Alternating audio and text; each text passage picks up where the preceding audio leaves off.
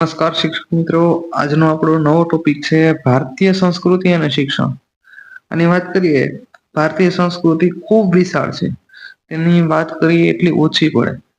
પણ શરૂઆત કરીએ નિબંધથી તો વિમુક્તે એટલે કે જે જ્ઞાન મનુષ્યને અજ્ઞાન, શ્રદ્ધા, અંધશ્રદ્ધા અને બંધનમાંથી મુક્ત કરે છે તે જ સાચી વિદ્યા છે.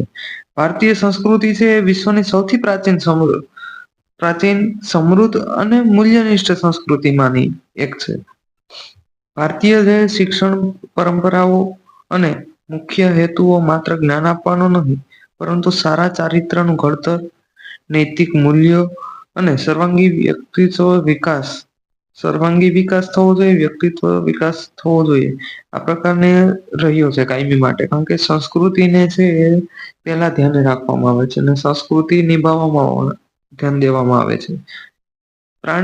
પ્રાચીન છે ભારતમાં ગુરુકુલ શિક્ષણ પદ્ધતિનું વિશેષ મહત્વ હતું.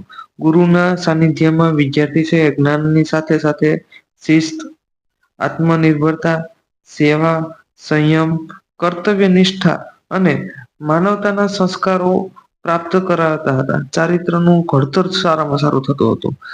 શિક્ષણનો હેતુ માત્ર રોજગાર નહીં મેળવવાનો ન હતો, પરંતુ એક આદર્શ જવાબદાર નાગરિક તરીકે એક આદર્શ વ્યક્તિત્વ અને જવાબદાર નાગરિકનું નિર્માણ કરવાનું હતું.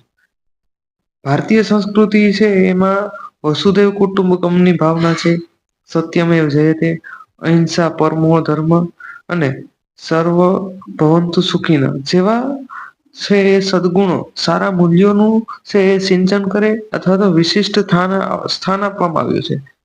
આ મૂલ્યો છે એ વિદ્યાર્થીઓમાં રાષ્ટ્રપ્રેમ, સહિષ્ણુતા, કરુણતા, સમાનતા અને વિશ્વ બંધુત્વની જે ભાવના છે એ વિકસાવવામાં મહત્વપૂર્ણ ભૂમિકા ભજવી છે. આધુનિક સમયમાં જયારે નવી શિક્ષણ નીતિની આપણે વાત કરતા હોય, અત્યારે નવી શિક્ષણ નીતિ એપ્લાય થઈ ગયેલી હોય, તો એની અંદર પણ સૌથી વધારે એની અંદર ભાર દેવામાં આવે છે કે ભારતીય જ્ઞાન પરંપરા, પછી મૂલ્ય આધારિત શિક્ષણ, માતૃત્વ શિક્ષણ, કૌશલ્યનો વિકાસ, સર્વાંગી વિકાસ પર ભાર મૂકવામાં આવ્યો છે. ટેકનોલોજીનો ઉપયોગ તો કરવાનો છે, ટેકનોલોજી અને આધુનિક વિજ્ઞાન તો અપનાવવાનું જ છે, પણ આપણી જે સંસ્કૃતિના મૂલ્યો છે એનું જતન થાય, એના જે ફળીદાર છે કે જે એના મૂલ્યો છે એમાં કોઈ જાતને છે વિખાય નહીં અને એના ઉપર ફોકસ કરવામાં આવે છે. ભારતીય સંસ્કૃતિની વાત કરીએ તો ઘણી બધી બાબતોને અહીંયા આપણે ચર્ચા કરી શકીએ છીએ. શિક્ષકો છે એ માતા પિતાની જવાબદારી છે. શિક્ષકો અને માતા પિતાની જવાબદારી છે કે તેઓ બાળકોને ભારતીય સંસ્કૃતિના ઉત્તમ સંસ્કારોનું સિંચન કરે. તહેવારો છે, યોગ છે, આયુર્વેદ છે, શાસ્ત્રીય કલા છે, સાહિત્ય છે, મહાન વ્યક્તિત્વો છે, જીવન ચરિત્રો દ્વારા વિદ્યાર્થીઓને છે સંસ્કૃતિનો જાણકાર થાય, જાગૃતિ આવે અને નૈતિક મૂલ્યોનો વિકાસ થાય. મહત્વનું એ છે કે તમારું નૈતિક મૂલ્યો અને સારા ચારિત્રનું ઘડતર, આના ઉપર સૌથી વધારે વજન દેવામાં આવે છે. કારણ કે જો ચારિત્ર સારું હશે, નૈતિક મૂલ્યો એની અંદર સારા હશે, તો અત્યારે જે છે એની જનરેશનને પણ છે એ જ્ઞાન રહેશે અને સાથે સાથે એના નૈતિક મૂલ્ય અને ચારિત્ર સારું હશે તો એક ચારિત્રવાન વ્યક્તિ જે અત્યારે કરપ્શન છે, કરપ્શન પણ ક્યાંક ને ક્યાંક ઘટી જશે જો આ બધી બાબતો ઉપર ઝીણી ઝીણી બાબતો ઉપર ધ્યાન દેવામાં આવે.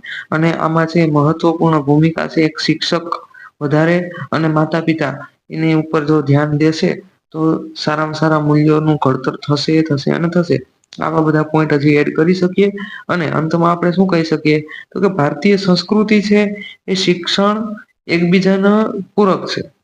જ્ઞાન સાથે સંસ્કાર, વિજ્ઞાન સાથે માનવતા, પ્રગતિ અને નૈતિકતાનો સમન્વય તો છે જ, પરંતુ ભારતીય શિક્ષણની આ બધી વિશેષતાઓને ધ્યાનમાં રાખીને જ આપણે છે સંસ્કૃતિનું પણ અહીંયા સિંચન કરવાનું છે.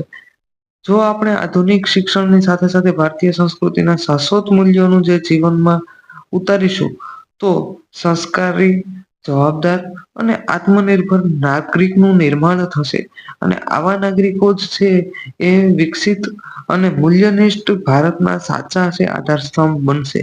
જેથી આપણે શિક્ષક તરીકે આપણી ભૂમિકા એવી હોવી જોઈએ કે જ્ઞાનની સાથે સાથે સંસ્કૃતિનું પણ ધ્યાન દેવામાં આવે અને ચારિત્ર ઘડતર ઉપર પણ ધ્યાન દેવામાં આવે, એના ઉપર પણ વજન મૂકવામાં આવે, તો સારી સારી બાબતો શીખવાડવામાં આવશે તો સારો નાગરિક છે એ ભારતને આપણે આપી શકીશું. બાકી છે ઘણા બધા ઇમ્પોર્ટન્ટ મુદ્દાઓ છે, તમે અહીંયા નોટ કરી શકશો. અહીંયા સુધી હતો આપણો નિબંધ. અસ્તુ, જય હિન્દ.